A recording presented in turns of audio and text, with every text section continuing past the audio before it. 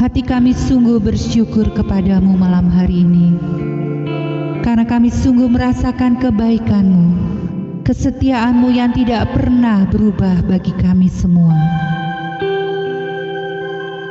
Melalui PD online malam hari ini Tuhan, walaupun di tempat kami masing-masing, tapi kami mau satukan hati kami untuk memuji dan memuliakan nama-Mu. Karena kami sungguh rindu dan kami sungguh bersyukur kami dapat memiliki dan mengenal Engkau di dalam hidup kami. Sebab Engkaulah Tuhan yang layak kami puji. Engkaulah Tuhan yang layak kami sembah. Kami percaya kehadiran-Mu malam ini nyata bagi setiap kami Tuhan.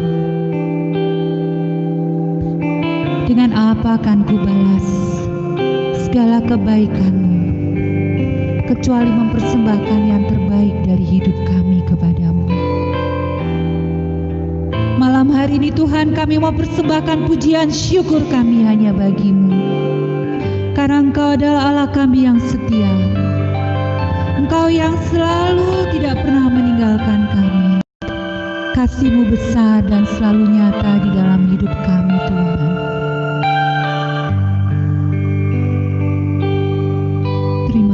Syukur kami Tuhan.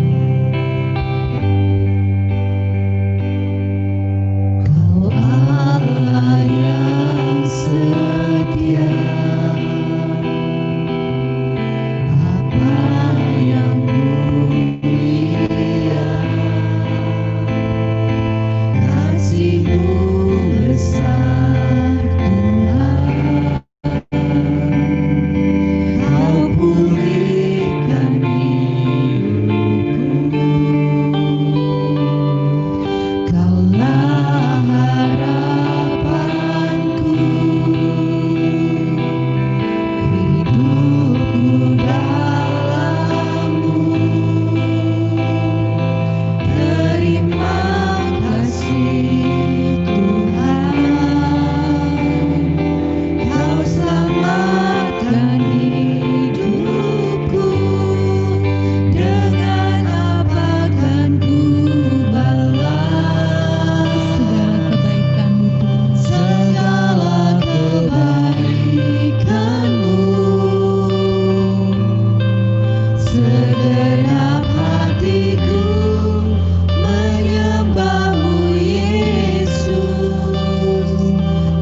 bersyukur padamu. Dengan apa akan ku balas habis-habisnya kebaikan-Mu, segala kebaikan-Mu. Segenap hatiku menyembah-Mu Yesus. Ku bersyukur padamu selamanya. Engkau adalah Allah yang setia. Engkau Allah yang selalu memberkati hidup setia. Bapa yang mulia, kasih-Mu besar Tuhan. Kau pulihkan hidupku. Kaulah harapanku. Hidupku dalam-Mu. Terima kasih Tuhan.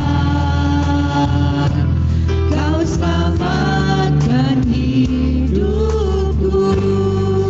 Dengan apa akan ku balas segala kebaikan-Mu.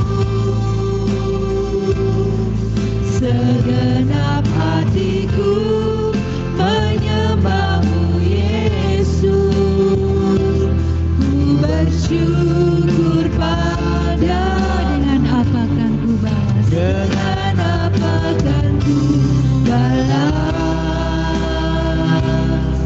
segala kebaikan-Mu. Segenap hatiku menyembah-Mu Yesus, ku bersyukur padamu selamanya. Dengan apa akan ku balas segala kebaikan-Mu Tuhan? Apa akan ku balas? Terima kasih Tuhan untuk setiap kebaikan-Mu. Kasih-Mu selalu nyata dalam hidup kami. Segenap hatiku menyembah-Mu Yesus, ku bersyukur pada. Dengan apa akan ku balas? Dengan apa akan ku balas segala kebaikan-Mu.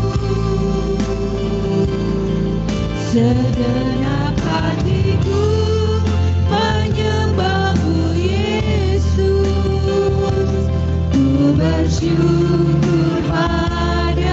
Segenap hatiku, Segenap hatiku menyembah-Mu Yesus, ku bersyukur pada. segenap hatiku Tuhan.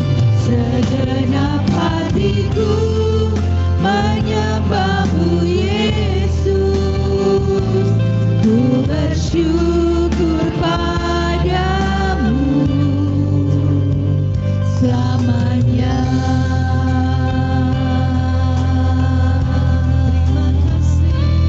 Terima kasih, terima kasih buat kebaikan. Terima kasih, kami bersyukur, kami bersyukur Tuhan. Kami mengucap syukur buat segala kasih. Engkau sangat baik Tuhan. Terima kasih Tuhan. Engkau nyatakan segala kebaikan bagi kami. Engkau yang selalu ada bagi kami Tuhan. Terima kasih Yesus. Terima kasih Tuhan. Terima kasih. Tiada Allah seperti Engkau yang memberikan segalanya bagi kami. Terima kasih Yesus Tuhan. Terima kasih Yesus.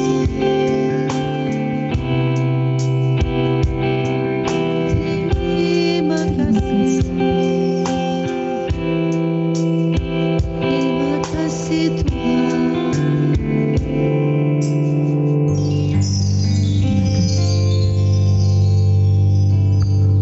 Tak habis-habisnya Tuhan kami ingin mengucapkan syukur kepadamu.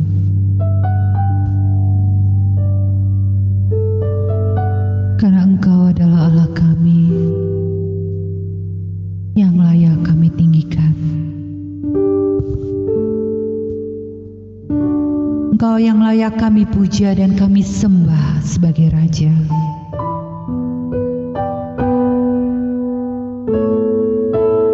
Kami mau selalu puji Engkau Tuhan di dalam hidup kami. Malam hari ini Tuhan, kami bawa hati kami untuk menyembah Engkau. Kami mau tinggikan Engkau. Kami mau puja hanya Engkau Tuhan. Yesus kami puja, kami sembah sebagai Raja, berdiri di tengah kami, ditinggikan dan dipuji.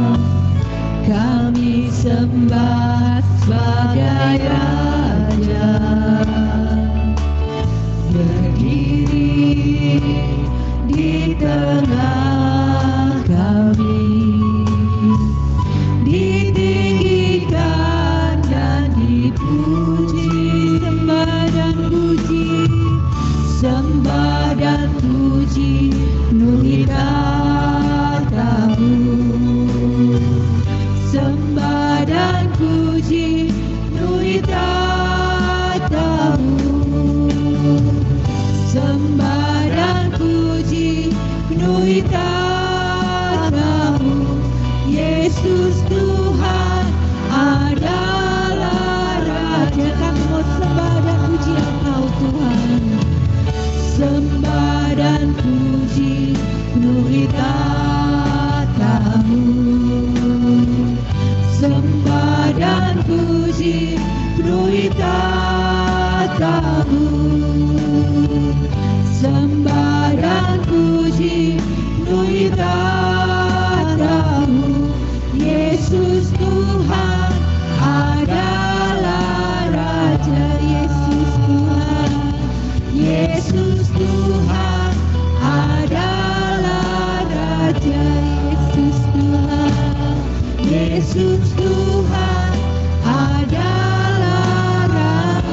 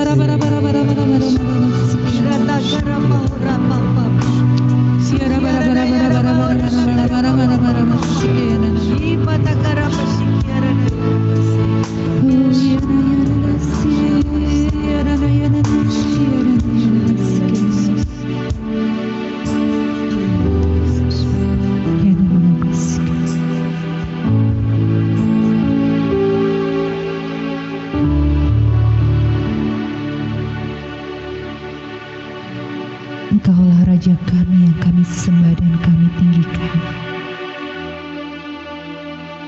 Terima kasih Tuhan. Kalau Engkau boleh ada di dalam hidup kami. Malam hari ini kami juga sungguh rindu Tuhan untuk mendengar firman-Mu. Firman yang selalu dapat menguatkan kami untuk menjalani hidup kami di dunia ini Tuhan. Firman yang menjadi pelita hidup kami. Malam hari ini Tuhan kami bersyukur kalau hamba-Mu yang setia Bapak Leonardi dapat Engkau utus untuk mewartakan firman-Mu. Kiranya urapan-Mu yang kudus boleh Engkau curahkan kepada Pak Leonardi, agar apa yang diucapkannya semua hanya daripada-Mu. Kami siap mendengarkan Tuhan.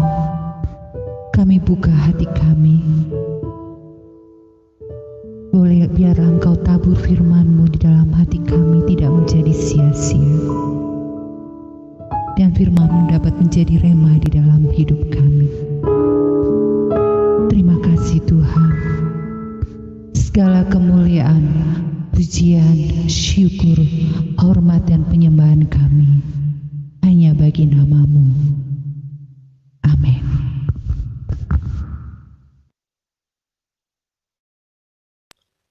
Ya, untuk waktu dan tempat dipersilakan untuk Pak Leonardi.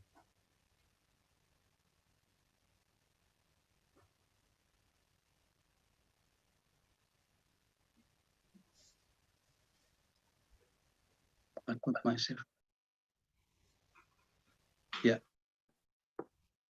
Shalom, saudara-saudara sekalian dari PDKK ini kenapa? Ya, sebelum saya mulai, saya mau tes dulu apakah bisa didengar suara saya? Halo? Ya, Shalom? siap, Pak Bisa ya? Leonardo. Oke. Ya. Selamat malam, Shalom, saudara sekalian yang terkasih dari PDKK Elsa Cikarang. Ya, selamat datang dalam PDKK online malam hari ini. Meskipun kita terpisah secara jarak, tapi hati dan wajah kita tetap terpaut ya di layar ini. Masih bisa melihat senyum-senyum di sana-sini, ya puji Tuhan, ini anugerah daripada Tuhan. Tema kita malam hari ini, seperti yang Anda baca dari brosur yang sudah disiarkan oleh Pak Paulus, adalah Don't worry, be happy. Ya. Kita lihat di sini ada tampil dua profil wajah yang berbeda. Sebelah kiri kita melihat ada wajah yang tersenyum, ya, itu menandakan kalau hatinya sedang gembira. Sedangkan yang sebelah kanan itu mukanya murung, sedih, bahkan nangis ya. Ini menggambarkan semangat yang patah. Amsal 17 ayat 22 mengatakan hati yang gembira adalah obat yang manjur. Tetapi semangat yang patah mengeringkan tulang. Kebenaran firman Tuhan ini semakin menjadi nyata, sudah sekalian, di masa pandemi COVID-19 ini, bahwa memang hati yang gembira itu adalah dikatakan di sini, ya, hati yang gembira ini ya adalah benteng kesehatan yang terbesar ya. Bersyukur, bersukacita, berbuat baik, percaya akan kasih Allah dan pemeliharaannya, inilah benteng kesehatan yang terbesar. Kenapa bisa gitu ya? Ya, sekarang kita melihat banyak orang sudah berbicara ya, pakar kesehatan dari gugus tugas COVID-19 itu, bahwa selain kita minum obat-obatan, hidup sehat, ya, dan juga harus mempunyai antibodi untuk melawan itu segala virus corona yang akan menyerang tubuh. Tapi benteng terakhir sebetulnya itu adalah di sukacita itu. Pengalaman saya menunjukkan meskipun kita mungkin menyantap vitamin, makanan-makanan bergizi, olahraga, tapi kalau hati kita tetap patah, nggak ada semangat, itu semua percuma.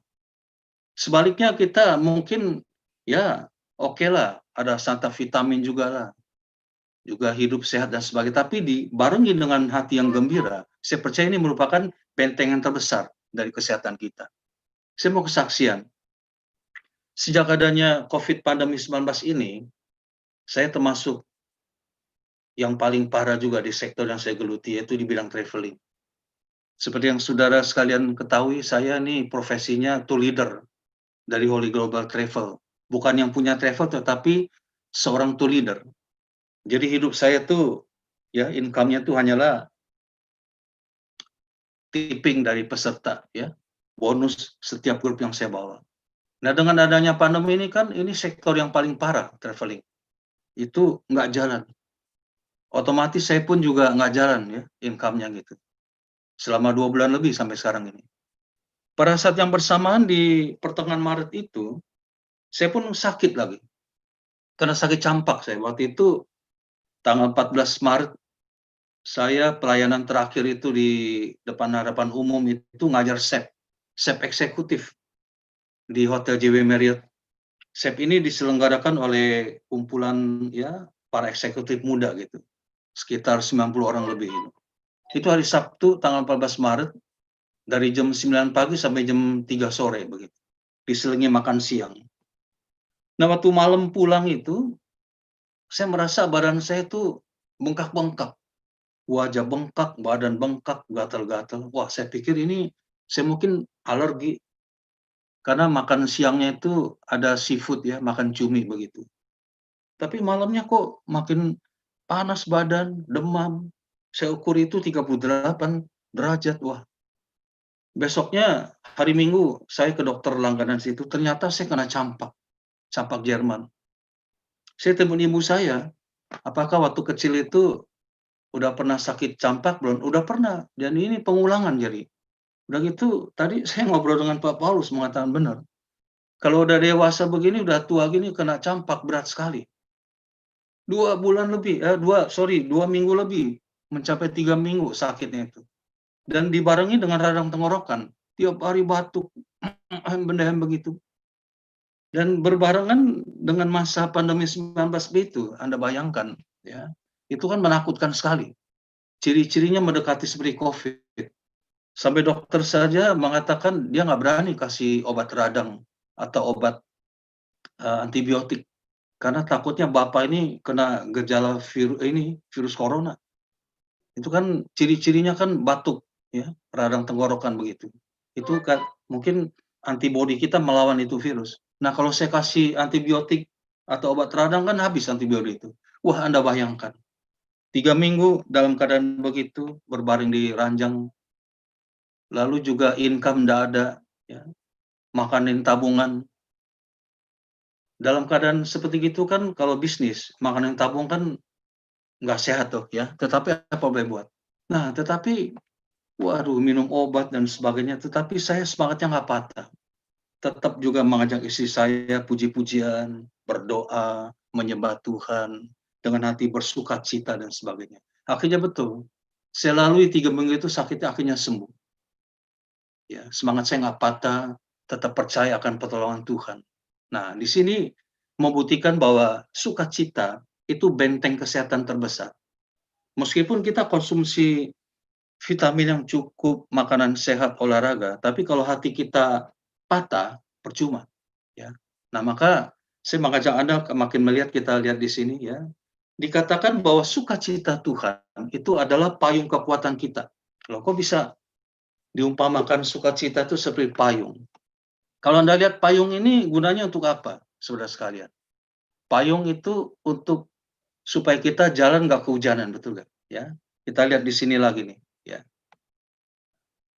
Memang waktu kita pegang payung, nggak bisa memberhentikan hujan, betul nggak? Kita pegang payung, hujan tetap jalan. Tapi dengan payung, kita tetap berjalan melewati hujan itu sampai tujuan. Kalau dikatakan bahwa sukacita itu seperti payung, maka meskipun Anda punya sukacita, tetap ada persoalan, ya nggak? Nggak ada sukacita pun juga tetap ada persoalan. Tetapi dengan sukacita, kita mampu berjalan terus melewati beban persoalan, masalah-masalah, sakit penyakit, soal ekonomi dan sebagainya, sampai ke tujuan. Maka bayangkan kalau nggak ada sukacita, kita mungkin tidak bisa meneruskan kehidupan, kalah oleh persoalan. Maka sangat penting sukacita. Tapi seringkali kita merasa saya kehilangan sukacita. Hidup kita jadi galau, hidupnya stres lagi, marah-marah, atau teman ngelusuh seperti dalam gambar ini. Ya. Kenapa kita bisa kehilangan sukacita? Pengalaman menunjukkan bahwa salah satu penyebabnya itu adalah khawatir. Seringkali khawatir itu menghilangkan sukacita dan damai kita. Ya, pengalaman Anda menunjukkan itu kan. Nah, sekarang kita bertanya, kalau begitu apakah saya nggak boleh khawatir? Ya, maka pertanyaannya begini. Apakah kita boleh khawatir nggak? Nah, ini kita jawabannya begini. Setiap orang memiliki rasa khawatir. Tuh ya. Siapa yang nggak khawatir? Kita semuanya pernah dan mungkin sedang mengalami rasa khawatir itu. Selama khawatir itu masih dalam level positif, maka itu disebut normal. Betul nggak? Ya. Jadi khawatir selama masih positif itu normal. Nah, sekarang kita lihat ini, contohnya apa? Khawatir di level positif ini, itu disebut naluri kewaspadaan dalam menghadapi suatu masalah atau krisis. Contohnya begini. Saya waktu tanggal 3 Maret itu juga ada ngajar SEP juga di Sekina ya, kelas pagi. Dimulai dari jam 9 sampai jam 12. Pesertanya kebanyakan ibu-ibu. Ada sekitar 40 orang itu, 95% ibu-ibu semua, ada yang masih muda, ibu-ibu muda. Suatu kali waktu saya ngajar itu, mereka baru memulai ngajar, mereka kasak-kusuk, ribut sana ribut sini. Bisik-bisik sana-sini antara satu dengan yang lain. Lalu saya tanya seorang ibu, Ibu Marisa namanya, Bu, ada apa, Bu? Begini, Pak, itu kan hari Senin ya, jadi seminggu 2 kali, Senin Rabu. Hari Rabu itu nanti rencana ada salah satu peserta dari kita ini baru pulang dari Jepang, Pak. Ya. Rencana dibilang dia sudah pulang, mau langsung ikut hari Rabu, Pak. Wah, bagaimana, Pak? Ini kan lagi COVID, Pak. Padahal dia tuh nggak dikarantina lagi, nggak ada cek dokter dan sebagainya, langsung mau ikut. Bagaimana, Pak? Wah, kasak-kusuk. Kita nanti tertular bagaimana, Pak? Saya bilang, Bu, saya kan hanya guru ngajar di sini, nggak berwenang untuk menangani masalah ini. Lebih baik Ibu lapor kepada kepala sekolah gitu. Saya ajak dia lapor. Nah ini khawatir nggak? Khawatir Ibu tadi dan teman-teman kelas itu. Tetapi ini disebut waspada, ya toh? Mereka ajukan ini akhirnya tuh betul kepala sekolahnya nanggulangi, sementara Ibu ya baru pulang dari Jepang itu dinonaktifkan dulu. Nah ini khawatir yang disebut positif. Sebaliknya kalau kita dalam hal ini merasa, oh udah nggak apa-apa lah, biarin aja lah dia datang. Kena juga nggak apa-apa. Ya, ini disebut sikap apatis, juga nggak baik. Itu contohnya seperti Presiden Brasil tuh ya, dulu ya. Waduh ini nggak apa-apa, COVID. Nggak masalah, kita nggak perlu lockdown. Ketular pun nggak apa-apa, sakit nggak apa-apa, mati pun kan nanti akhirnya akan mati. Sekarang dia kena. Nah ini justru nggak baik. Jadi boleh khawatir selama khawatir itu masih dalam taraf positif. Nah cuman kadang-kadang seringkali kekhawatiran kita tuh berlebihan. Sampai kekhawatiran itu menguasai diri kita. Nah ini yang nggak boleh. Nah kalau ini akhirnya kita malah mengkhawatirkan Tuhan yang dapat menolong kita. Jadi khawatir kita lebih besar daripada iman kita akan Tuhan. Kita mulai khawatir dan stres dan sebagainya. Akhirnya puncaknya ini. Kondisi ini disebut munculnya rasa cemas yang berlebihan. Waduh, udah khawatirkan bagaimana Tuhan bisa menolong saya dan sebagainya. Sampai akhirnya itu yang disebut waktu itu panic buying kan. Orang pada panik belanja serbu sana serbu sini. Sehingga itu tanggal 2 Maret, Presiden Jokowi umumkan bahwa di Indonesia sekarang sudah ada 2 penderita COVID. Waduh, semuanya panik. Serbu tempat-tempat belanja dan sebagainya. Kebetulan malamnya saya juga ngajar CAP di paroki saya, Santa Maria Immaculata. Saya pakai PowerPoint, jadi pointer saya tuh kehabisan baterai. Ya, saya mau beli batu baterai di Indomaret tuh ke daerah saya itu nggak bisa masuk. 10 menit saya nunggu, kenapa? Diserbu semua belanja yang lain, jadi saya nggak bisa masuk. Nah ini rasa cemas yang berlebih, kenapa? Khawatir yang berlebihan. Nah ini yang nggak boleh. Ini yang dilarang. Sekarang baik kita lanjutkan. Sekarang bagaimana caranya kita memanage kekhawatiran itu supaya kita bebas depresi? Bagaimana saya yang memanage kekhawatiran sehingga kekhawatiran kita hanyalah sebatas yang positif, yang normal. Kalau kita nggak bisa memanage kekhawatiran itu, malah kekhawatiran itu yang mengendalikan kita sehingga menjadi berlebihan. Maka saya mengajak Anda melihat Matius 6, 25, 34. Nggak usah ditayangkan ya, biar saya bacakan aja. Yang bawa kitab itu bisa ikut saya baca, atau bisa dari kitab, bisa dari HP juga bisa. Matius 6 ayat 25 sampai 34. Karena itu aku berkata kepadamu, janganlah khawatir akan hidupmu, akan apa yang hendak kamu makan atau minum. Dan janganlah khawatir pula akan tubuhmu, akan apa yang hendak kamu pakai. Bukankah hidup itu lebih penting daripada makanan, dan tubuh itu lebih penting daripada pakaian? Pandanglah burung-burung di langit yang tidak menabur dan tidak menuai, dan tidak mengumpulkan bekal dalam lumbung, namun diberi makan oleh Bapakmu yang di surga. Bukankah kamu jauh melebihi burung-burung itu? Siapakah di antara kamu yang karena kekhawatirannya dapat menambahkan sehasta saja pada jalan hidupnya? Dan mengapa kamu khawatir akan pakaian? Perhatikanlah bunga bakung di ladang yang tumbuh tanpa bekerja dan tanpa memintal. Namun aku berkata kepadamu, Salomo dalam segala kemegahannya pun tidak berpakaian seindah salah satu dari bunga itu. Jadi jika demikian Allah mendandani rumput di ladang yang hari ini ada dan besok dibuang ke dalam api, tidakkah ia akan terlebih lagi mendandani kamu, hai orang yang kurang percaya? Sebab itu, janganlah kamu khawatir dan berkata, apakah yang akan kami makan? Apakah yang akan kami minum? Apakah yang akan kami pakai? Semua itu dicari bangsa-bangsa yang tidak mengenal Allah. Akan tetapi Bapakmu yang di surga tahu bahwa kamu memerlukan semuanya itu. Tetapi carilah dahulu kerajaan Allah dan kebenarannya, maka semuanya itu akan ditambahkan kepadamu.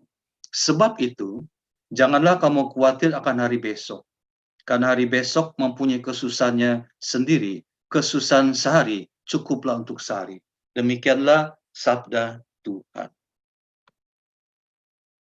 Jadi topik yang Yesus bawakan di khotbah di bukit, sabda bahagia yang terkenal itu, topiknya mengenai kekhawatiran. Kenapa kira-kira Yesus memilih topik ini? Karena para muridnya yang orang-orang Israel tempo dulu, itu hidupnya penuh dengan kekhawatiran. Pertama, khawatir soal makan, minum, pakai, sandang, pangan, dan papan. Ya. Karena mereka orang-orang miskin, orang-orang bersahaja, hanya nelayan. Jadi bingung, khawatir besok mau makan apa gitu. Tapi dari sisi politik, mereka pun juga khawatir. Karena pada saat itu bangsa Israel sedang dijajah bangsa Roma. Jadi mereka pikir, waduh khawatir bagaimana besok ya nasib negara kami dan sebagainya. Jadi mereka itu hidup dalam kekhawatiran. Maka Yesus mengajarkan topik ini supaya mereka tidak lagi khawatir. Sudah sekalian, kalau bicara mengenai kekhawatiran, saya percaya kekhawatiran itu pun juga kita alami bangsa zaman sekarang. Tidak hanya dimiliki oleh bangsa zaman dulu. Jadi saya percaya kekhawatiran ini masih topik yang relevan ya, masih kita butuhkan khususnya pada saat-saat di mana COVID-19 pandemi corona ini. Ya, banyak orang khawatir, termasuk kita, termasuk saya juga itu. Nah, maka kita lihat ini ya.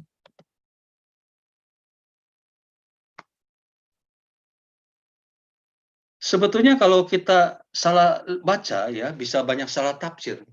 Ya, ada orang setelah baca perikop ini mengatakan, waduh, Yesus melarang kita pikirkan masa depan, melarang kita untuk bercita-cita. Udah nggak usah kerja lah. Coba lihat burung-burung aja Tuhan pelihara, apalagi kita. Yuk rame-rame nganggur. Hati-hati, saudara sekalian. Jangan sampai salah tafsir. Karena perikop yang salah tafsir ini kan hanya mungkin orang-orang yang memang ya yang orang nganggur kan senang. Wah ini ayat saya. Wah ini sukacita kita ini udah nggak usah kerja. Tapi sebetulnya salah. Ya, ini salah tafsir. Kita lihat. Justru Yesus memberikan contoh ilustrasi burung itu mau menyatakan bahwa burung itu berbicara mengenai apa? Ya, aktif, kreatif. Burung-burung itu contoh aktif, bukan yang pasif. Dia terbang keluar dari kandang, ya, terbang mencari makanan, dia bawa pulang buat anak-anaknya. Bahkan ada burung-burung yang juga simpen bekal dalam lumbung. Maka kita lihat burung-burung saja tuh bekerja, dia ikut mengumpulkan bekal buat masa depan anak-anaknya, apalagi kita manusia. Sebagai orang-orang percaya, pengikut Tuhan zaman sekarang, orang Katolik, kita pun perlu bekerja. Harus pikirkan masa depan, harus menabung, investasi, silakan enggak apa-apa. Dan Tuhan nggak pernah larang. Nah, yang dilarang oleh Tuhan adalah apa? Adalah ini. Janganlah kamu khawatir dalam memenuhi kebutuhan hidup kita.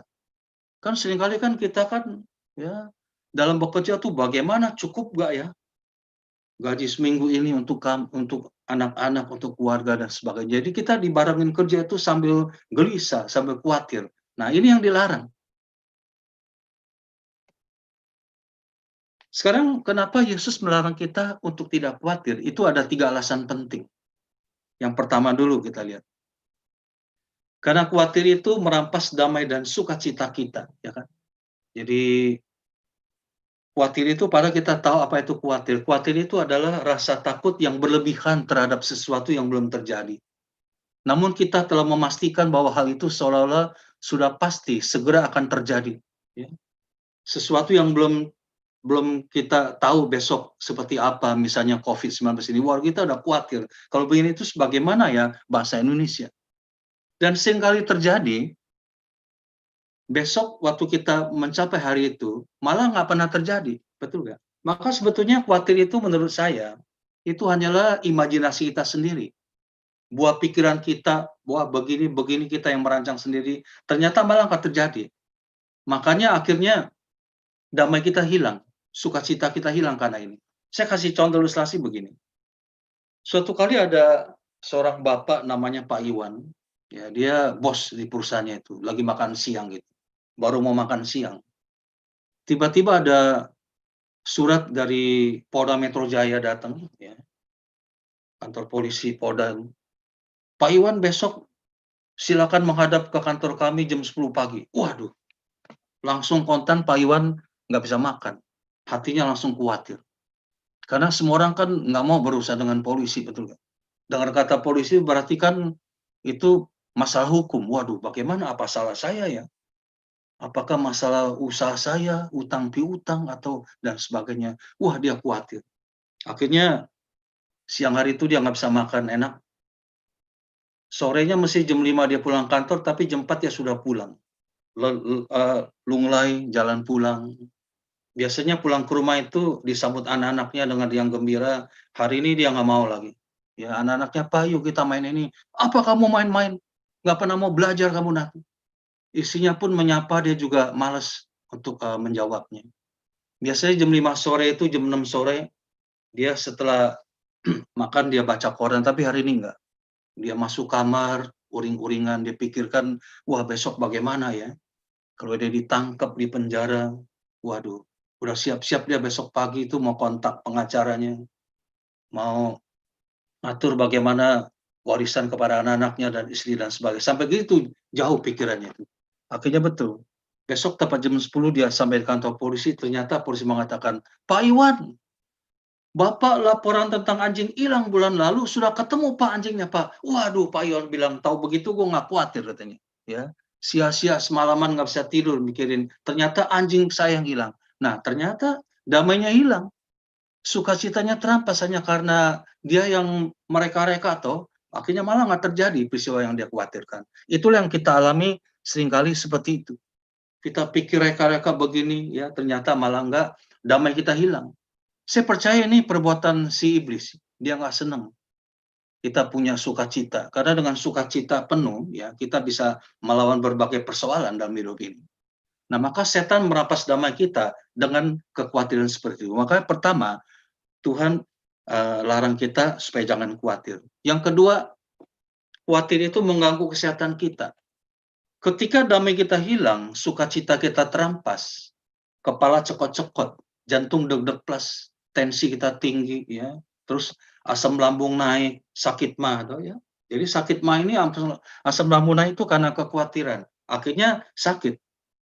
Di sini dikatakan di Matius 6:27, siapakah di antara kamu yang karena kekhawatirannya dapat menambahkan sehasta saja pada jalan hidupnya? Sehasta ini berbicara mengenai jalan hidup, usia kita, kesehatan kita. Coba kita pikir sejenak, saudara sekalian. Siapakah sih di antara kita yang karena kekayaan kita, kesuksesan kita, ya, prestasi kita, bisa nggak tambah umur kita sendiri? Nggak bisa. Bisakah menambah kesehatan kita? Nggak bisa. Ini semuanya karya Tuhan. Nah, kita renungkan lagi. Kalau dengan segala kekayaan popularitas kita, prestasi kita, kita nggak bisa menambah sasa dalam hidup kita, ya. Apalagi dengan kekhawatiran. Malah menurut saya, kekhawatiran itu bisa membunuh kesehatan kita. Umur kita malah jadi pendek. Ini yang kedua yang Yesus larang dari kita. Yang ketiga, kekhawatiran itu dapat merusak iman kita. Di Ibrani 11 ayat 1 dikatakan begini, bahwa iman adalah dasar dari segala sesuatu yang kita harapkan dan bukti dari segala sesuatu yang tidak kita lihat. Ya, iman itu berarti kita mesti percaya hari esok. Ya, Tuhan tolonglah aku percaya pada pemeliharaanmu, bahkan di saat aku tak bisa melihatnya. Kan kita nggak tahu apa yang terjadi besok. Tapi kita sudah percaya Tuhan pasti akan pelihara saya. Seperti saya waktu sakit itu kan saya nggak tahu kesudahannya bagaimana. Juga nganggur 3 minggu begitu, ya. Bahkan udah 3 bulan sekarang. 3 minggu sakit, dibarengin nganggur sampai sekarang itu. Bagaimana ke depannya Tuhan? Saya kan nggak pernah tahu. Ada orang pesan lukisan, waktu itu belum jalan. Tetapi saya percaya bahwa Tuhan itu akan pelihara kami. Sudah berapa ribu hari esok, ya, yang sudah saya jalani, berarti kan sudah saya lewati ribuan hari. Itu Tuhan sudah pimpin. Maka sekarang saya percaya, ke besok pun juga Tuhan akan pelihara. Nah, ini disebut iman, ya. Tapi kalau kita udah berdoa gitu, kita tak khawatir lagi bagaimana Tuhan bisa nolong saya ya kalau keadaannya begini, udah sakit, nggak ada pemasukan dan sebagainya. Ini berarti ini iman kita goyah. Makanya khawatir itu merusak iman. Saya ulangi tiga kekhawatiran. Kenapa kita nggak boleh khawatir? 3 alasan. Pertama itu khawatir itu merampas damai kita. Yang kedua, khawatir itu merusak kesehatan kita. Yang ketiga itu khawatir merusak iman kita. Makanya kita nggak boleh khawatir. Baik, saya mulai lagi.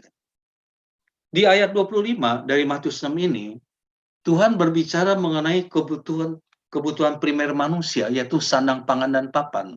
Karena itu aku berkata kepadamu, janganlah khawatir akan hidupmu, akan apa yang hendak kamu makan atau minum, dan janganlah khawatir pula akan tubuhmu, akan apa yang hendak kamu pakai.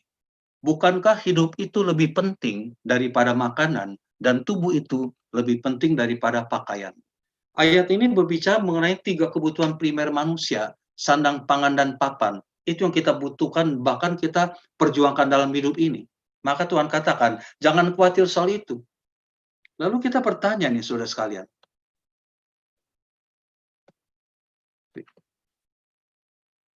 Mengapa kita tidak boleh khawatir akan makan, minum, dan pakaian? Kan itu kan kita perjuangkan dalam hidup ini ya. Tuhan, kenapa sih saya tidak boleh khawatir soal makan, minum, dan pakaian? Maka jawabannya adalah ini. Hidup adalah anugerah tertinggi yang diberikan Tuhan kepada kita. Karena itu hargailah hidup kita. Jangan meletakkan kesenangan, kedudukan, materi di atas segala-galanya yang akhirnya membuat hidup kita menjadi menderita. Jadi, saudara sekalian, kita mesti merenungkan dalam ini bahwa hidup dan tubuh kita adalah anugerah tertinggi yang Tuhan berikan buat kita. Hargailah, syukurilah hidup ini dan tubuh kita untuk kemuliaan Tuhan, melayani, berbuat baik. Nah, ini yang kita kembalikan anugerah ini dengan melayani. Tetapi banyak kita manusia kan enggak. Kita justru mencari kesenangan, kedudukan, materi di atas segala-galanya. Kita ngoyo, artinya tuh banting tulang dan sebagainya untuk hanya kesenangan. Ya, akhirnya malah hidup kita jadi menderita, tubuh sakit. Bahkan kita lihat kan orang sampai tega-teganya korupsi, masuk penjara ya. Akar segala kejahatan adalah cinta akan uang. Ya ini, jadi hidup itu jadi hancur, menderita. Maksud Tuhan di sini. Khawatirnya bukan, wah kalau gitu ngapain saya cari makan minum pakai, bukan. Maksudnya tuh hidup dan tubuh ini adalah lebih penting daripada itu semua. Kalau kita menghargai hidup dan tubuh ini sebagai anugerah tertinggi dari Tuhan, dengan berbuat kebajikan, melayani, sebagai tanda bersyukur sama Tuhan, Tuhan tidak pernah lupakan. Kita nggak perlu sampai ngoyo, waduh, mencari kesenangan semata-mata ya, sampai akhirnya hidup kita malah menderita. Nah, ini yang dilarang Tuhan. Nah, sekarang kita lihat bagaimana Tuhan memelihara hidup kita. Pemeliharaannya itu sempurna. Ia tidak pernah sedikit pun melepaskan uluran tangannya. Ia membimbing dan menguatkan langkah kaki kita. Nah, imani ini, saya mengajak ayat berikutnya kita melihat. Ya, Matius 6 ayat 26. Pandanglah burung-burung di langit yang tidak menabur dan tidak menuai dan tidak mengumpulkan bekal dalam lumbung. Namun diberi makan oleh Bapamu yang di surga. Bukankah kamu jauh melebihi burung-burung itu? Jadi Tuhan memelihara hidup kita, yang menghargai hidup dan tubuh kita ini sebagai anugerah dari Tuhan. Ilustrasi pertama tentang burung. Saya mengambil kesimpulan bahwa burung yang di sini adalah burung gereja, ya. Kecil burungnya itu ya. Jadi Tuhan itu pelihara kehidupan burung. Itu kan dari alam ciptaan Tuhan yang permai. Sawah, ladang, di mana-mana ada ya. Rumput hijau, padi-padian dan sebagainya. Itu Tuhan pelihara burung dari situ. Tetapi kita perhatikan, burung-burung itu mesti kerjasama dengan Tuhan. Terbang keluar dari kandang setiap hari, mencari, menemukan, membawa pulang itu padi. Itu baru bisa hidup, betul nggak? Sebaliknya meskipun sudah tersedia nih, sandang pangan yang begitu banyak dari Tuhan. Tapi burung-burung ini malas bekerja. Tiap hari nganggur di kandang, main catur, main congklak, cari kutu, cari uban, ya. Maka burung-burung ini bisa mati kelaparan. Tapi burung-burung yang dimaksud di sini, burung gereja ini, itu makhluk yang kecil, saudara sekalian. Sayapnya Anda perhatikan kecil, jadi paling-paling radius terbangnya pun hanya berapa kilometer. Jadi burung-burung ini menerima berkat hari itu apa adanya sebatas kemampuan dia terbang. Tapi burung-burung nggak pernah ngoyo, nggak pernah marah-marah. Aduh bagaimana ya kangtaunya kurang hari ini. Melainkan selalu bersyukur kepada Tuhan. Dia tandanya bersyukur pada Tuhan. Sedangkan kita manusia kan kadang-kadang kan, waduh, mengeluh, ya. Aduh kurang nih Tuhan hari ini kangtaunya. Minggu ini pun juga kurang nih. Bagaimana untuk anak istri? Maka manusia itu seringkali sakit jantung. Kenapa? Sering khawatir seperti itu. Saya teringat kehidupan mami saya di masa lalu. Kami sejak kecil itu hidup menderita, ya. Kebetulan papi sejak muda memang satu dan lain alasan nggak bisa bekerja untuk kami. Sehingga mami yang banting tulang. Kami 5 saudara. Sampai mami dagang ya bakmi kecil-kecilan di sekolahan untuk hidupin kami. Kalau kita bilang bakmi itu bakmi yang sederhana, ya. Yang dijual paling-paling waktu itu masih ingat 5 perak satu bungkus. Bungkusnya pakai tekor begitu. Di sekolahan saya, sekolah. Sebetulnya logika manusia mengatakan nggak cukup buat kehidupan kami. Ya, jangankan bayar uang sekolah, beli pakaian, beli buku, buat hidup pun, jajan pun juga pas-pasan. Tapi kenapa kami bisa melewati masa-masa itu? Karena mami mengikuti prinsip kehidupan burung, selalu bersyukur sama Tuhan. Ya, nggak pernah mengeluh. Aduh Tuhan, bagaimana nih hari ini rezekinya? Nggak pernah. Saya masih ingat bagaimana mami mengajak kami berdoa pada Bunda Maria, mensyukuri berkat hari ini. Dan selebihnya mami serahkan pada Tuhan. Ternyata lewat masa kritis itu, semuanya kami jadi orang, ya sampai sekarang mami masih hidup, udah umur 88 tahun masih sehat. Nah ini, maka saya mengajak Bapak Ibu seperti itu.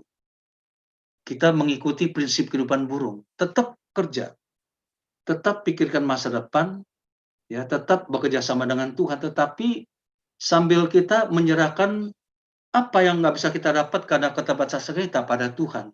Jangan ngoyo, waduh harus begini, harus begini. Itulah yang membuat kita hidup ini kurang damai, kurang sukacita. Nah, kemudian yang kedua, dan mengapa kamu khawatir akan pakaian? Perhatikanlah bunga bakung di ladang, yang tumbuh tanpa bekerja dan tanpa memintal. Namun aku berkata kepadamu, Salomo dalam segala kemegahannya pun tidak berpakaian seindah salah satu dari bunga itu. Ini ceritanya bunga bakung ini, di Israel ini disebutnya bunga anemon, tanaman perdu, tanaman liar, yang tidak pernah dipelihara orang, tumbuh sendiri di padang, di ladang. Waktu musim hujan, di sana sekitar kira-kira bulan Oktober, ya, September akhir Oktober itu, sampai awal Maret, itu curah hujannya tinggi di Israel. Di beberapa tempat itu ada salju. Wah, bunga bakung ini tumbuh subur, warna-warni. Makanya Tuhan Yesus katakan lebih indah dari pakaian Salomo. Ini masalah ya warna. Warnanya ada yang kuning, putih, merah, jingga, daunnya hijau jadi warna-warni. Sedangkan pakaian Salomo kan monoton, hanya jubah ungu.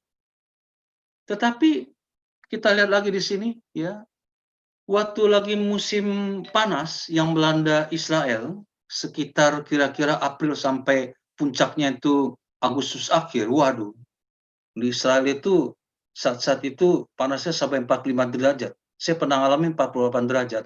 Mati bunga bakung ini. Jadi sampah, dibakar oleh para petani di sana. Sekarang coba kita bikin perbandingan. Bunga bakung yang hari ini ada, lebih indah Tuhan dandanin itu sampai mengalahkan pakaian Salomo. Besok dia mati, ya, dibuang ke dalam api. Jadi bunga bakung ini kan termasuk benda yang sifatnya sementara, tidak abadi. Nah, untuk benda-benda yang model begitu, Tuhan itu sudah begitu concern pelihara dia, bahkan mendandani lebih indah dari Salomo. Apalagi buat kita, manusia berharga ciptaan Tuhan, pasti Tuhan akan pelihara. Hanya di sini kita masalah iman, ya. Kita lihat. Nah, sekarang kita lihat. yang bagian akhir. Bagaimana kita melepaskan serahkan kepada Tuhan kekhawatiran kita lewat 3 hal ini. Saya waktu itu kembali saya mau bersaksi bagaimana Tuhan pelihara saya. Kalau saya menyerahkan pada Tuhan, ya rasa khawatir saya kepada Tuhan, ya. Bahwa saya percaya bahwa tubuh dan hidup saya ini pemeliharaan Tuhan yang berikan. Maka saya selalu bersyukur akan tubuh dan hidup saya ini untuk memuliakan Tuhan, bahkan melayani Tuhan. Maka pada saat saya seperti kemarin, Tuhan tolong. Ceritanya begini, selama saya sakit selama 3 minggu dari pertengahan Maret sampai pertengahan April, itu rasanya memang stres. Rasanya mau marah-marah. Apalagi pada saat itu nggak ada income kan dari sektor pariwisata begitu. Makan ini tabungan, ya. Ya, padahal kan nggak boleh ya. Bisnis itu mengatakan itu nggak sehat kalau makan ini tabungan, tapi ya bagaimana? Saya mau berontak bagaimana? Maka saya temukan ketika saya berontak, itu stres itu, waduh makin berat sakitnya. Padahal minum obat, minum vitamin. Wah, saya bilang saya masih kembali untuk bersyukur kepada Tuhan. Harus hidupku kuserahkan pada Tuhan. Akhirnya betul, puji Tuhan istri saya begitu setia ya, tetap mendampingi. Dia bantu saya berdoa, bersyukur kepada Tuhan. Wah, Tuhan pulihkan. Nah, pas minggu ketiga April, sudah mulai sembuh saya. Bengkak-bengkaknya sudah mulai pudar, tapi tetap masih mendehem, masih batuk-batuk kecil begitu ya. Itu sangat menderita. Tapi hati saya mulai enjoy. Saya mulai percaya kepada Tuhan, ya, bahwa Tuhan itu tidak pernah tinggalkan kami. Sudah ribuan hari esok yang sudah saya lalui, ya, pasti untuk hari besok ke depan lagi Tuhan nggak pernah tinggalkan. Ternyata betul. Saya ingat minggu keempat akhir April, saya dapat WA dari seorang teman lama ya, seorang ibu. Pak Leonardi, bunyi WA-nya begitu. Apakah Bapak masih melukis? Wah, saya kaget. Sudah 4 tahun saya tinggalkan dunia lukis karena kesibukan traveling. Waktu masih aktif sebelum COVID-19 ini kan, traveling kan sukses sekali Pak Yopi punya itu ya, Holy Travel. Saya ikut dia sebagai tour leader. Sebulan bisa 2 kali ke sana. Jadi nggak ada waktu lukis lagi. Udah studio lukis saya itu udah kotor, banyak barang, banyak sampah, cat-cat semua juga sudah kering dan sebagainya. Saya kaget ibu ini bilang, apakah Bapak masih aktif melukis nggak? Wah, saya bilang ini pasti Tuhan menyentuh saya lewat ibu ini. Saya bilang, Bu, saya sudah lama nggak melukis, Bu. Tapi kalau ada yang pesen, saya bersedia lukis, Pak. Justru saya mau pesen, Pak. Pengalaman spiritual saya bersama Yesus itu sebetulnya sudah 7 tahun yang lalu, tahun 2013 waktu saya doa pagi. Saya kusuk berdoa di kamar doa. Saya mengalami Yesus datang menampakkan diri, itu persis seperti Suster Faustina mengalami penampakan kariman ilahi. Tolong Bapak lukis ya gambar saya ini. Kenapa? Karena setelah penampakan itu saya merasa biasa-biasa, tetapi justru saat sekarang ini waktu ada corona, itu pengalaman itu jadi hidup lagi, Pak. Apalagi saya masih ingat Yesus kasih saya ayat bahwa jangan khawatir ya, aku menyertai kamu senantiasa sampai akhir zaman. Itu Pak jadi hidup. Saya ingin Pak Leo tuh lukiskan pengalaman ini di atas kanvas. Saya lagi doa, ada Yesus dari awan angkasa datang, ada sinarnya dan ayat itu tolong lukis. Tapi jangan mirip-mirip seperti Suster Faustina, itu jiplak namanya. Waduh, saya terima. Luar biasa. 1 bulan, selama bulan Mei saya bikin. Modal pertama, saya beli cat dan sebagainya, dan akhirnya betul. Tuhan mulai memulihkan keadaan saya. Damai saya kembali, ya, sembuh sakit dan sudah mulai ada income. Dan lukisan pertama, ternyata itulah karya Tuhan begitu. Selalu diikuti yang kedua, ketiga, sekarang sudah yang keempat nih, mulai masuk kelima.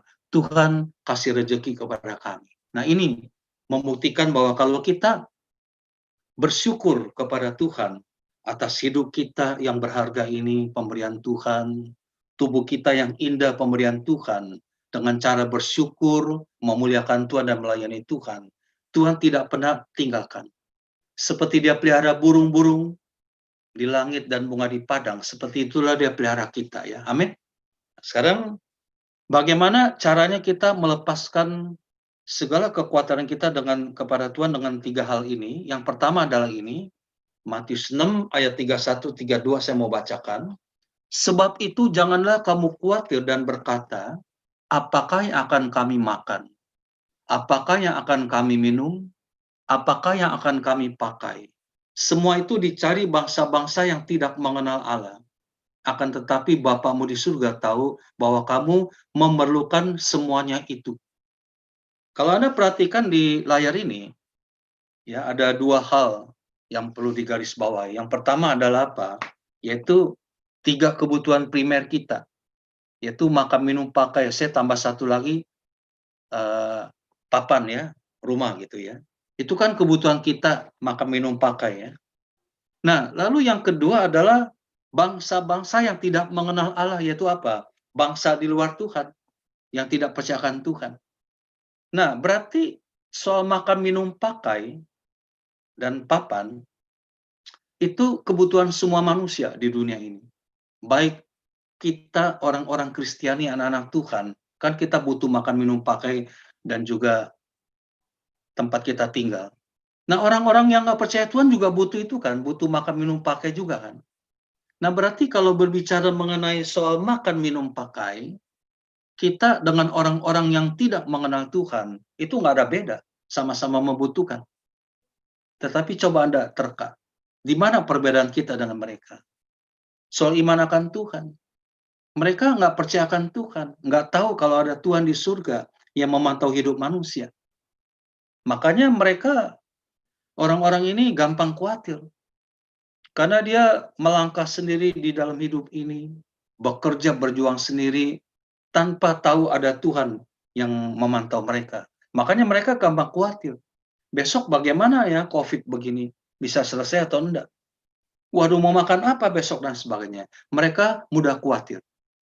Sedangkan kita anak-anak Tuhan yang punya iman akan Bapa di surga, ya, itu kita nggak boleh khawatir lagi. Karena apa? Bapa di surga itu tahu kita. Dia memantau kita 24 jam. Full. Nggak pernah lewat sedetik pun juga. Maka buat apa kita khawatir? Seperti ini dikatakan ya, bahwa Tuhan selalu berjalan bersama-sama dengan kita. Nggak pernah dia tinggalkan kita. Seperti yang ada satu lagu ini, lagu kesenangan kami di rumah. Saya dengan istri selalu nyanyikan itu, Bapa yang kekal, referen keduanya. Takkan kau biarkan aku melangkah hanya sendirian. Kau selalu ada bagiku, sebab kau Bapakku, Bapa yang kekal. Saya percaya pencipta lagu ini punya kesaksian akan hidupnya dengan Tuhan. Bagaimana dia mengimani bahwa Tuhan itu nggak pernah biarkan dia berjalan sendiri. Selalu ada. Bapa kami yang ada di surga. Itu kan kita daraskan setiap hari dalam doa kita. Bapa kami yang ada di surga. Kita punya Bapa di surga. Nggak pernah biarkan kita berjalan sendiri. Selalu ada bersama dengan kita. Saya punya pengalaman hidup seperti itu. Yang mencerminkan bahwa Tuhan itu nggak pernah biarkan kami berjalan sendiri sampai sekarang. Seperti Bapak Ibu sudah sekalian tahu kan, saya kan full timer, nggak punya job, ya nggak punya perusahaan. Kalau dulu kan saya belum traveling, ya masih hanya melukis, lukisan rohani begitu. Kadang-kadang saya selalu khawatir juga dalam hidup, ya belasan tahun yang lalu waktu anak-anak mulai mau kuliah, melanjutkan perguruan tinggi begitu. Karena melukis itu kan kebutuhan sekunder, ya Pak Paulus ya, bukan kebutuhan primer. Orang-orang kan yang utama kan cari makan dulu, perut dulu. Kalau lukisan itu kan soal kedua gitu. Makanya saya khawatir, saya bilang istri ya sudahlah ya bagaimana ya. Khawatirkan anak-anak sekolah, takut nggak sanggup untuk kuliahkan mereka dan sebagainya. Tapi ternyata saya mempunyai iman seperti itu dengan istri. Selalu nyanyikan lagu tadi. Begitu khawatir kami nyanyikan lagu tadi mengimani bahwa Saya punya Tuhan di surga yang tidak pernah biarkan saya atau kami berjalan sendiri. Ternyata betul. Saya imani betul, saya nyanyikan lagu tadi. Akhirnya tanpa terasa loh. Hari demi hari yang saya jalani, tahun demi tahun, sampai sekarang, wah anak-anak sudah jadi semua. Sudah lulus semua. Yang pertama sudah lulus, sudah kerja, dan sudah menikah. Yang kedua sudah bekerja dan November ini akan menikah.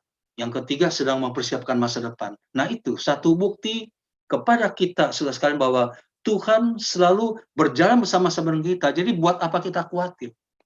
Maka begitu Anda khawatir, langkah pertama ada apa? Ingat lagu ini. Bahwa Tuhan tidak pernah biarkan kita berjalan sendiri. Selalu Dia bersama kita. Dia memantau kita 24 jam. Ini yang pertama. Amin. Yang kedua adalah ini ayat terkenal Matius 6:33, tetapi carilah dahulu kerajaan Allah dan kebenarannya, maka semuanya akan ditambahkan kepadamu. Jadi langkah kedua untuk mengalahkan kekhawatiran kita, fokus kita pertama adalah kerajaan Allah dan kebenarannya. Hidup kita mesti ada kerajaan Allah di hati kita, itu berupa apa? Damai dan sukacita. Betul? Wajah Tuhan ada dalam hidup kita. Baru kalau kita lakukan ini, Tuhan katakan semuanya akan ditambahkan kepadamu. Semuanya itu bicara tentang makan, minum, pakai, dan tempat tinggal, dan sebagainya, fasilitas hidup. Ya, itu yang harus kita lakukan. Jadi, sesuai dengan doa Bapa kami. Ya kan, kalau doa Bapa kami kan kita mulai, Bapa kami yang ada di surga, dimuliakanlah namamu, datanglah kerajaanmu di atas bumi seperti dalam surga. Baik pertama adalah kebenaran Allah dulu, kerajaan Allah, memuliakan Tuhan. Setelah itu baru berikan rezeki pada hari ini, roti makanan hari ini. Tapi kita terbalik hidup kita selama ini, termasuk saya dulu.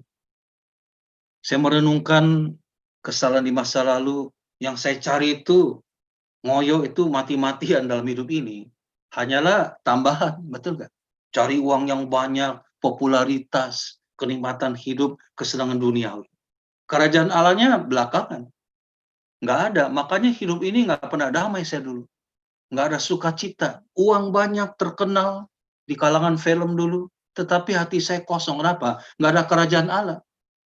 Itu seperti contoh kehidupan selebritis.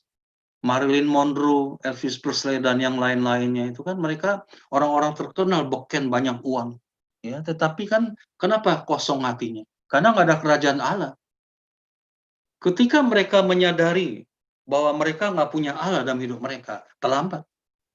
Mereka mencari solusi untuk menemukan damai, makan narkoba, minum alkohol, dan akhirnya mereka mati. Itu seperti itu. Nah, maka langkah kedua mengalahkan kekhawatiran. Hidup ini pertama-tama kita berikan porsinya kepada kerajaan Allah dulu. Cari damai dulu. Kebenaran Tuhan dulu. Melayani Tuhan. Maka pasti jangan khawatir. Tuhan akan tambahkan pada kita semua yang kita butuhkan. Amin. Ini yang kedua. Yang terakhir sekarang. Yang ketiga. Sebab itu janganlah kamu khawatir akan hari besok. Karena hari besok mempunyai kesusahannya sendiri. Kesusahan sehari cukuplah untuk sehari. Firman Tuhan ini mengatakan bahwa dalam setiap hari kita mempunyai satu persoalan. Saya mau tanya Bapak Ibu, saudara sekalian, Bro and Sis, siapa di sini yang nggak punya persoalan? Kita semuanya punya. Satu hari satu persoalan. Ya, harus kita jalani hidup itu dengan persoalan itu bersama Tuhan untuk mengalahkan persoalan itu. Nah, kalau dalam satu hari kita punya satu persoalan, lalu kita khawatir lagi soal besok yang belum tentu terjadi. Akibatnya apa? Hari ini saya punya dua persoalan. Jadi berat. Ya kan, tadinya kan cuma satu persoalan bisa kita selesaikan bersama Tuhan. Tapi karena dua jadi berat. Makanya kan Anda banyak mendengar cerita orang hanya masalah kecil, seorang minum baygon, bunuh diri. Hari ini tadi jam 10 pagi, di hotel all season di Tamrin itu ada wanita loncat dari gedung lantai 13. Ini saya percaya karena khawatir pasti. Persoalan satu hari ada, ditambah besok bagaimana? Nah, maka begitu kita khawatir, udah jangan khawatir lagi. Hari ini saya sudah punya persoalan. Pikirkan hari ini. Besok bagaimana besok? Maksudnya persoalan besok itu ya. Jangan ditambahkan dengan hari ini. Bisa jadi double. Maka saya mengajak Anda, saudara sekalian, Kita nggak tahu apa yang terjadi hari esok, betul? Ya. Kita nggak tahu pandemi ini bagaimana. Kita pun nggak tahu keluarga kita. Tetapi yang bisa kita lakukan terbaik hari ini apa? Kita harus percaya pada Tuhan. Tetap berjalan, ongoing bersama Tuhan. Masuk hari besok. Saya jadi teringat lagu yang indah. Hari esok tiada ku tahu, namun tetap langkahku maju. Ku yakin Tuhan jadikan semua indah pada waktunya. Betul ya? Kita nggak pernah tahu hari esok. Jangankan besok, 1 jam pun kita nggak tahu apa yang terjadi. Tapi yang kita tahu pasti, yang terbaik adalah apa? Saya tetap berjalan bersama Tuhan hari ini untuk masuk hari besok. Nah, kita percaya karena hari besok ada Tuhan di dalam hidup kita. Maka masa depan kita ada di tangan Tuhan. Karena itu milikilah pengharapan kita kepada Tuhan akan masa depan kita dan andalkan Tuhan dalam segala perkara. Pada Tuhan masa depanku, pada Tuhan ku serahkan hidupku. Nantikan Tuhan berkarya, indah pada waktunya. Amin, saudara sekalian. Maka tinggalkan segala kekhawatiran kita, percaya kepada Tuhan, masa depan dan hidup kita di tangannya. Amin. Tuhan berkati semua. Ya, terima kasih buat Pak Leonardi buat sharing firman-Nya, kesaksian yang boleh memberkati kita semua. Amin. Ya, semoga ada bisa menguatkan lewat firman ini ya, minimal begitu kita khawatir ingat ayat-ayat firman Tuhan tadi. Ya. Saya kembalikan ke host. Ya.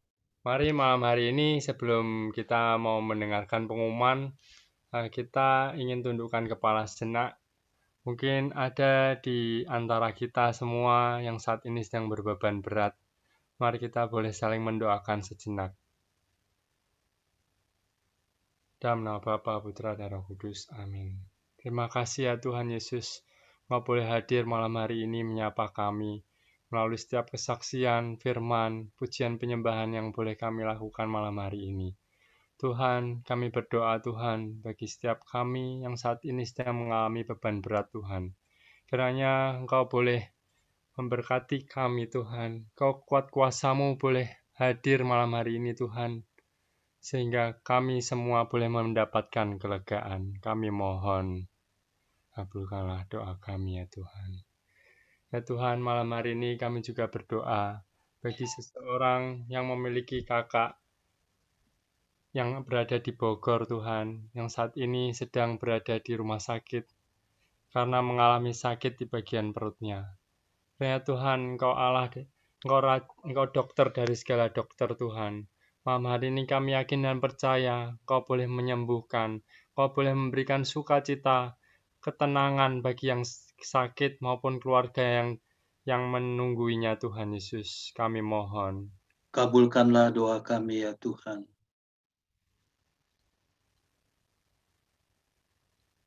Tuhan, kami berdoa untuk negara kami, bangsa kami Indonesia, dan juga seluruh dunia yang saat ini sedang mengalami pandemi COVID-19 yang mewabah. Begitu banyak orang yang meninggal, banyak orang yang positif COVID-19, tapi juga banyak yang sembuh. Maka kami berdoa supaya kami semua umat manusia ciptaan Tuhan, khususnya kami yang ada di Indonesia, tidak pernah putus harapan, tetap berharap pada Engkau Tuhan. Percaya kalau kami mempunyai Bapa di surga yang selalu memantau hidup kami. Kami serahkan situasi ini ke dalam tangan Tuhan. Tuhan bekerja melalui para profesor, dokter, ahli pinter, pandai dan sebagainya untuk cepat-cepat bisa menemukan obat dan vaksin antivirus corona. Kami mohon. Kabulkanlah doa kami ya Tuhan. Ya Tuhan, kami juga berdoa bagi keamanan di negara ini Tuhan Yesus. Kami berdoa buat Pak Polisi, Tentara Nasional Indonesia, dan seluruh masyarakat. Kiranya boleh bersatu hati Tuhan untuk menjaga keamanan supaya tetap kondusif Dan kiranya kuasa-Mu boleh melingkupi Indonesia, Tuhan Yesus, sehingga situasinya boleh aman, damai, sejahtera. Kami mohon, kabulkanlah doa kami ya Tuhan. Silakan bagi teman-teman yang ingin menyampaikan wujud-wujud doanya tuh, untuk kita saling mendoakan. Tidak lupa kami juga berdoa bagi Pak Paulus dan Ibu Karolin yang begitu setia melayani Tuhan, mau menjadi narasumber, menjadi fasilitator bagi Persekutuan Doa Elsa Cikarang ini, sehingga lewat pelayanan beliau, lewat fasilitas yang ada pada beliau, persekutuan ini bisa tetap berlangsung meskipun lewat online. Berkati kembali dengan berkat melimpah bagi keluarga yang ini, Pak Paulus dan Ibu Karoli dan anak-anak serta mantunya, serta kebahagiaan, sukacita dan kesehatan, dan terutama juga usaha mereka agar tetap bisa melimpah daripada Tuhan. Kami mohon.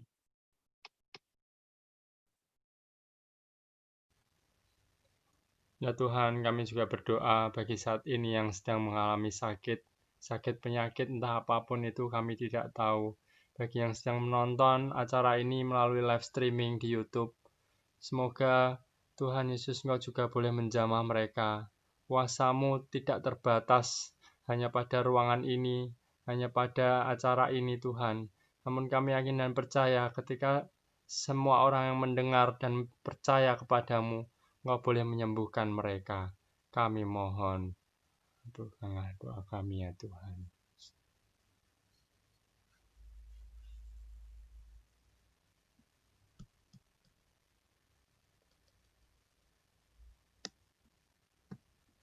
Inilah setiap doa-doa kami Tuhan, dan Engkau Allah yang mendengar setiap seruan doa kami. Kami yakin dan percaya Engkau boleh mengabulkan dan berikan kami damai sejahtera-Mu. Kemuliaan pada Bapa, Putra, dan Roh Kudus, seperti pada permulaan, sekarang, selalu, dan sepanjang segala abad. Amin. Dalam nama Bapa, Putra, dan Roh Kudus.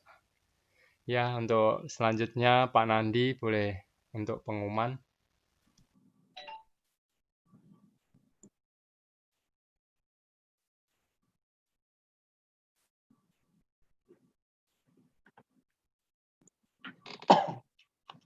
Pertama-tama kami mengucapkan terima kasih kepada Bapak Leonardi atas firman dan sharing yang diberikan.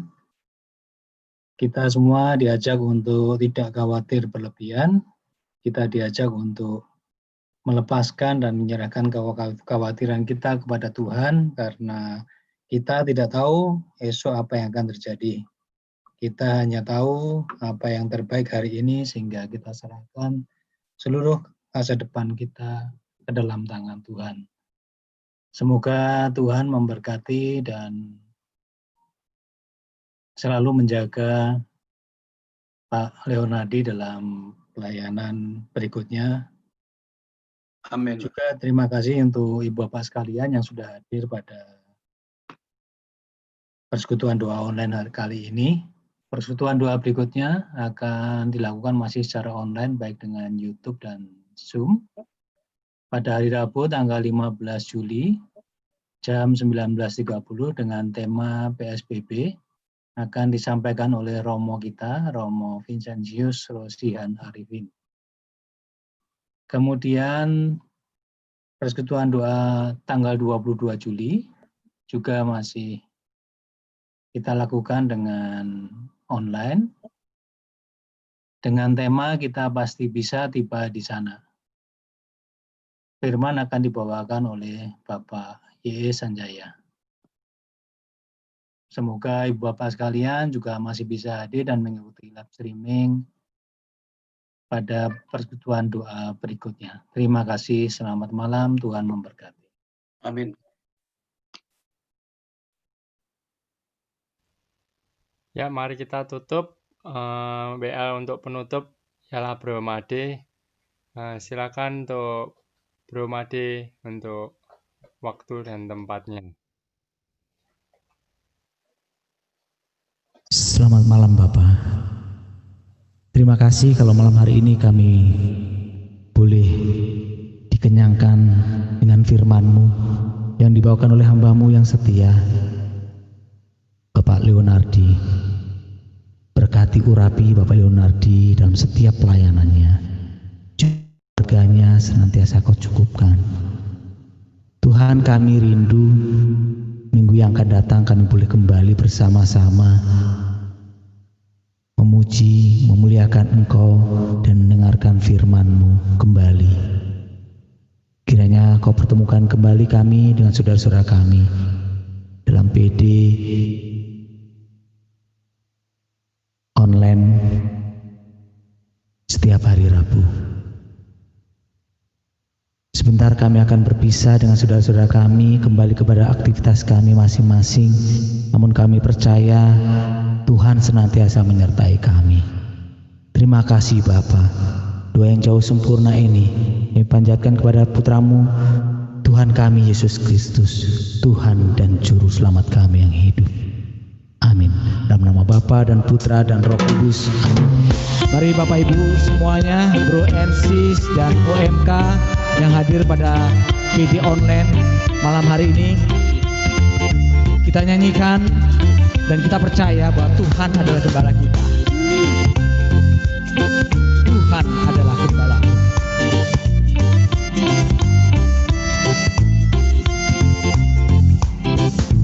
Tuhan adalah gembalaku, takkan kekurangan aku. Dia membagikan aku di padang yang berumput hijau. Dia membimbingku ke air yang tenang. Dia menyegarkan jiwaku. Dia menuntunku ke jalan yang benar. Oleh karena namanya, sekalipun aku berjalan dalam lembah kekelaman, aku tidak takut bahaya, sebab Engkau besertaku. Gadamu dan pengahatmu, itulah yang menghibur aku. Dia membimbingku ke air yang tenang. Dia menyegarkan jiwaku. Dia menuntunku ke jalan yang benar. Oleh karena namanya, sekalipun aku berjalan dalam lembah kekelaman, dan aku pun akan diam dalam rumah Tuhan sepanjang masa. Terima kasih. Tuhan Yesus memberkati. Sampai berjumpa di PD yang akan datang. God bless you.